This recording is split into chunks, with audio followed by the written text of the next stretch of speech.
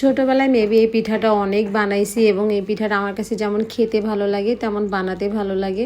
তো আজকে পুরো ডিটেলসটা তোমাদের সাথে এই ব্লগে শেয়ার করব এবং ফুল ভিডিওটা তোমরা যদি দেখতে চাও অবশ্যই আমার পেজটা ফলো দিয়ে পাশে থাকবা অ্যান্ড আমার পেজটা সবাই ভিজিট করে আসবা। যদি ভালো লাগে ভিডিও যদি ভালো লাগে সবাই অবশ্যই একটাকে লাইক দিয়ে আসবা।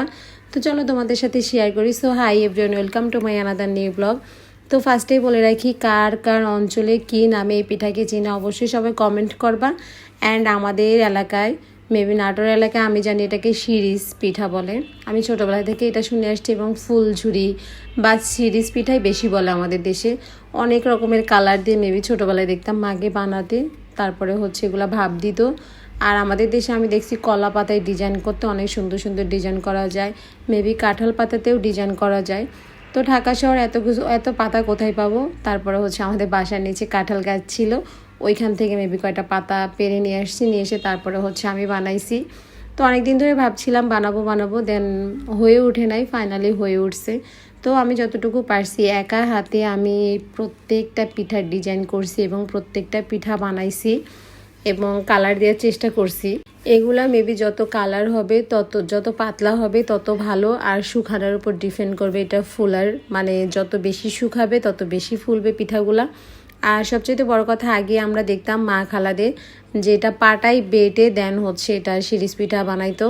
আমার আম্মাকে দেখছি ছোটোবেলায় বেশিরভাগ যে এক পট করে চাল নিয়ে পাটাই হচ্ছে বেটে তারপরে আমার আম্মু এগুলো বানায় শুকায় তারপর আমাদেরকে ভেজে দিত, আমরা খেতাম। কিন্তু এখন আসলে যুগের সাথে সব কিছু চেঞ্জ হয়ে গেছে।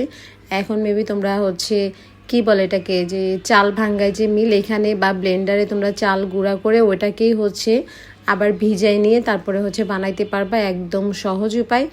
এবং এই পিঠাগুলো বানাতে কষ্ট আছে, বলবো না যে কষ্ট নাই।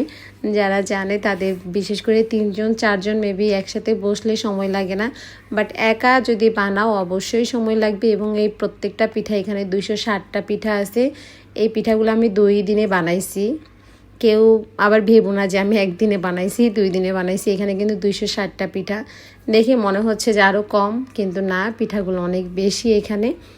তো এত কষ্টের ফল ফাইনালি আমি হচ্ছে এগুলো রোদে নিয়ে শুকাইতে দিতে পারছি, কেননা আমি রুমে 2 দিন রাখছি ফ্যানের নিচে। মেবি এগুলো বিকালের দিকে বানাইছি। তো এখানে আমি এটাই দেখাচ্ছিলাম যে এগুলো আমার কষ্টের ফল। তো অফ ক্যামেরায় আমরা এটা সুন্দর করে একদম সারাই দিছি, দেয়াতে দেখো আরও বেশি সুন্দর লাগতেছে।